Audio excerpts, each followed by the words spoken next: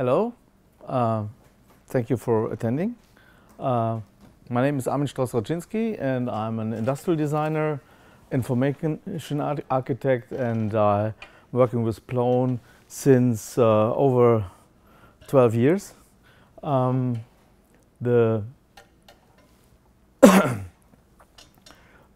talking about the use case of orchestrating digital experiences and data during events in locations. My definition of location experience is very emotional, because if you enter an event like this conference, an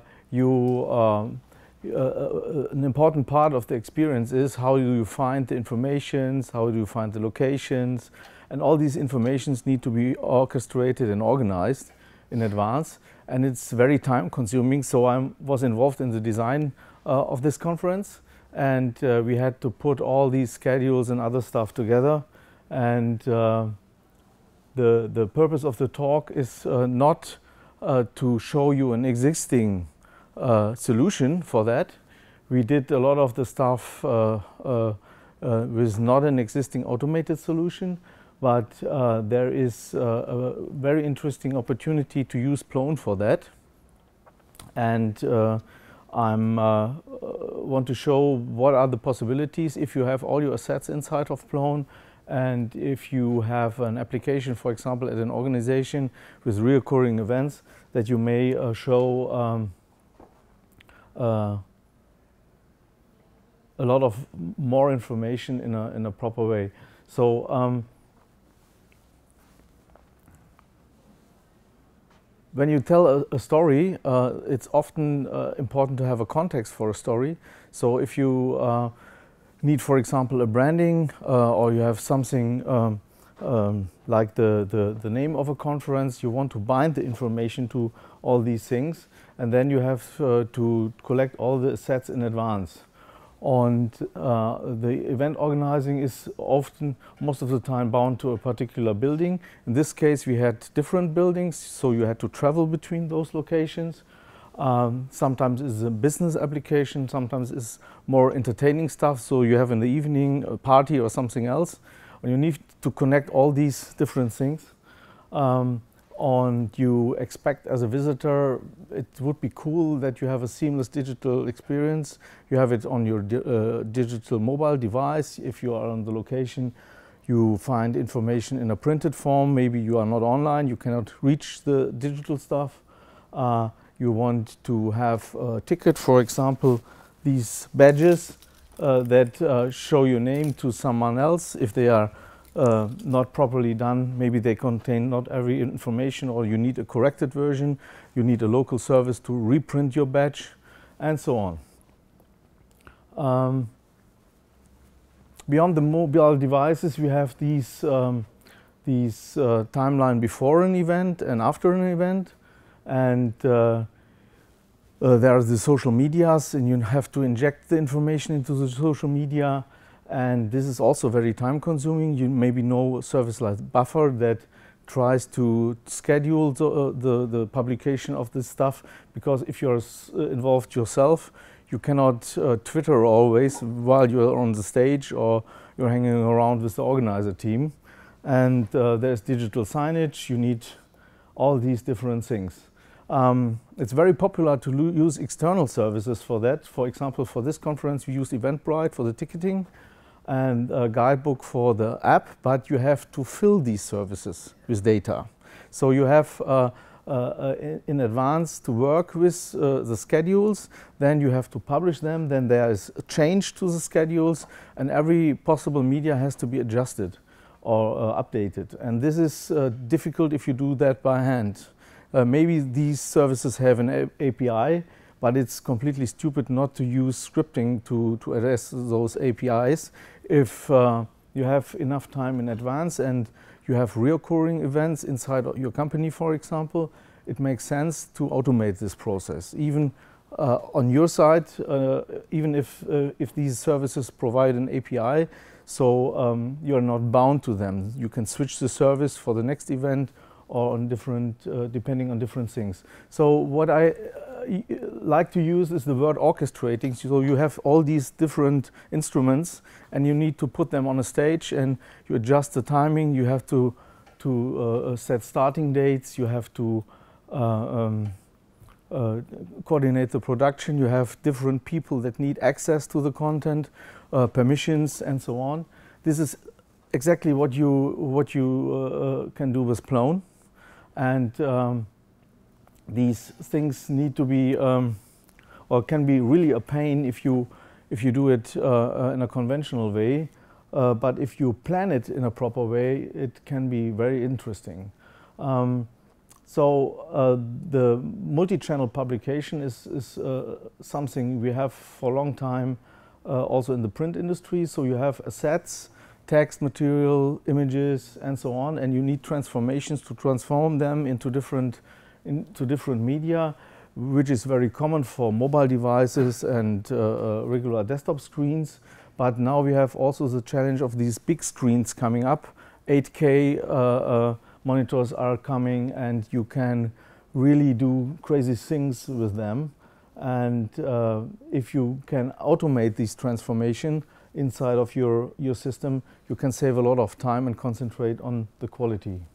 So another point is that you need to keep your assets under control. Imagine you have all these data on these external services, and there is any kind of shutdown. A service is not available. We had this with Twitter recently, today or something like that. There was a region in the US where Twitter was not reachable. And in this case, you are completely out of service. And if you have all the assets inside of your system and just distribute to those services, you can react quite flexible in such an emergency. Computers are very good for automation. So most of the time people use the word IT for information technology, and I like to have the word business automation for that, because this is what you do every day, and you just don't have this information, but the interesting thing is what you do with the information, and you can really save a lot of lifetime and focus on other stuff. Then the term smart is overused from my point of view. These things are often not smart. They are as smart as the people that create those applications. And if you are able to control a part of this for your own organization, you can be much better adjusted and can smart yourself.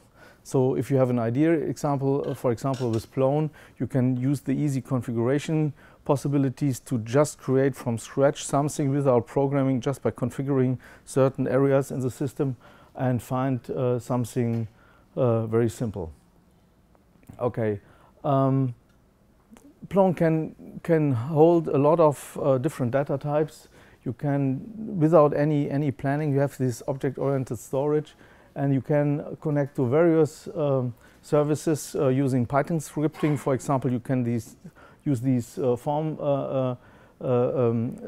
generation tools like Plone FormGen or now Collective Easy Form, and then collect the stuff from a form, and then connect to external services and feed them using Python scripts.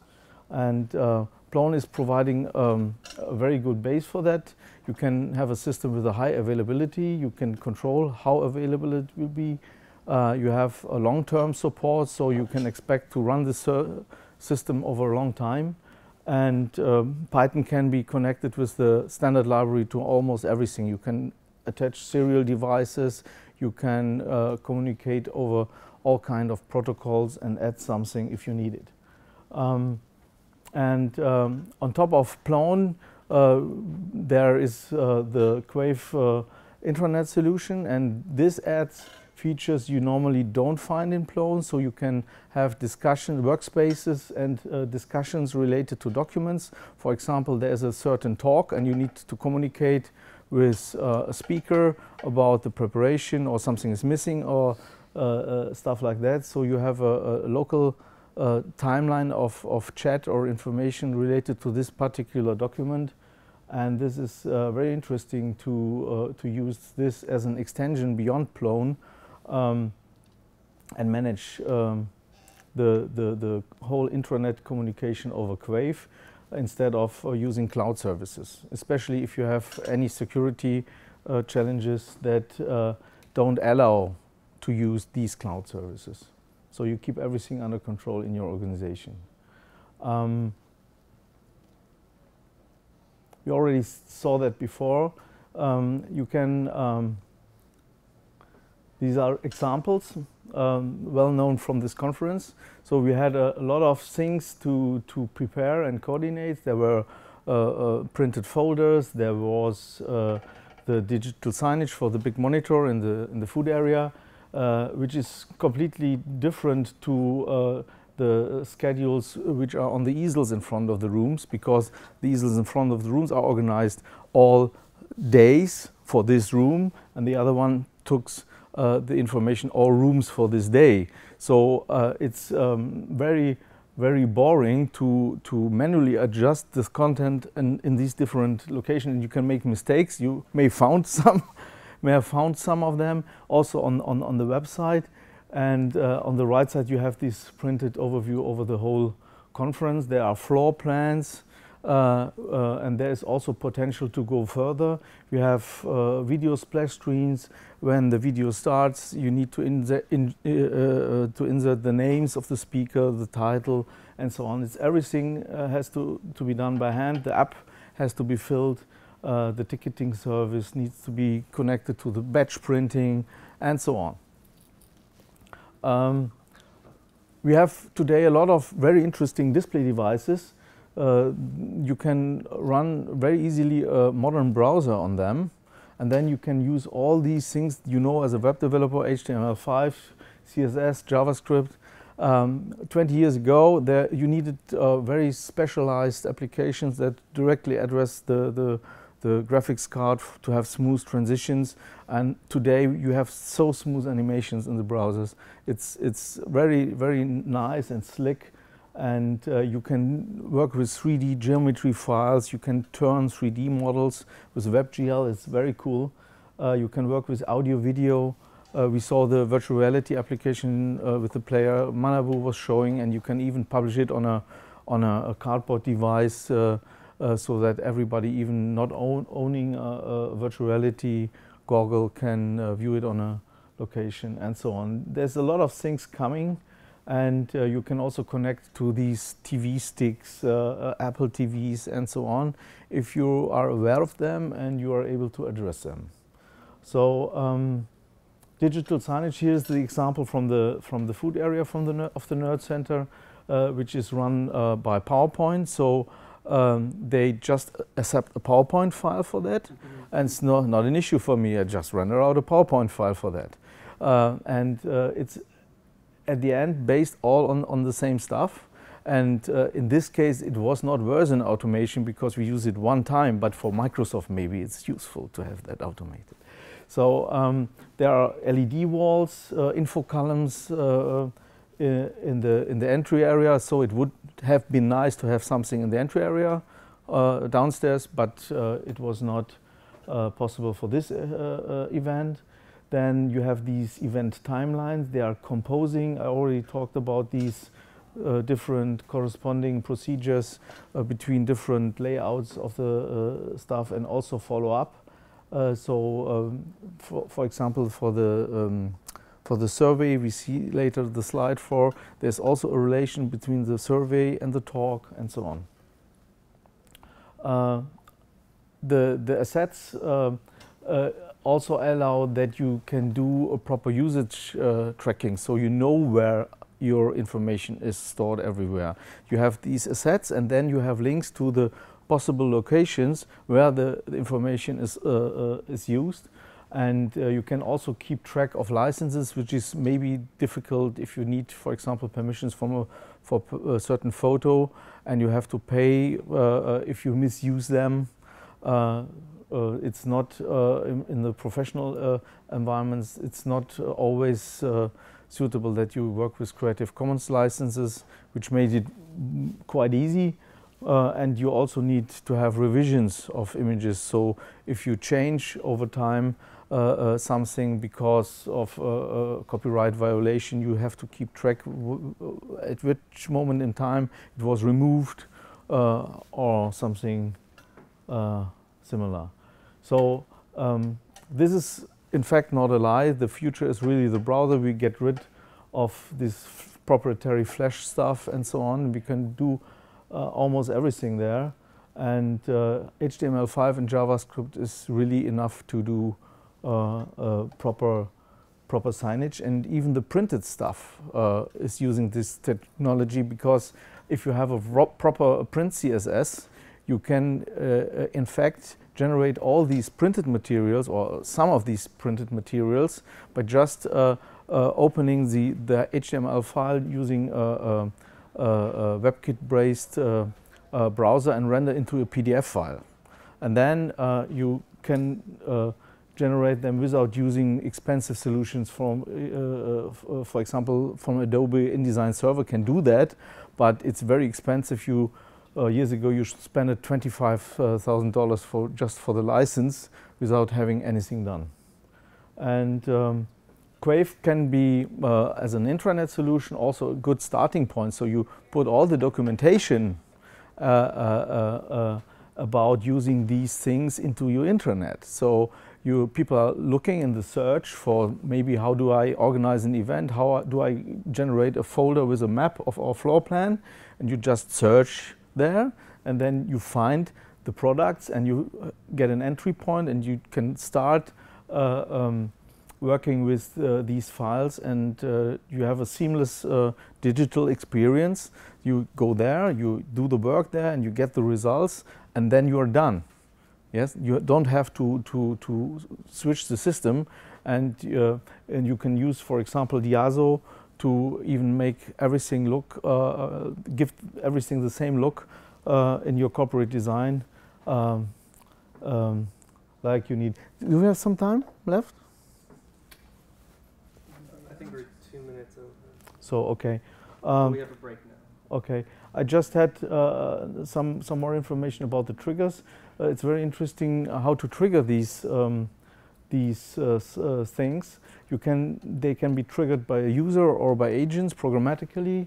You have these timelines before the conference and after the conference, because these follow-up things are often an issue. The people are exhausted after an event, and if you have everything automated in advance, you can issue press releases and other stuff without taking so much time.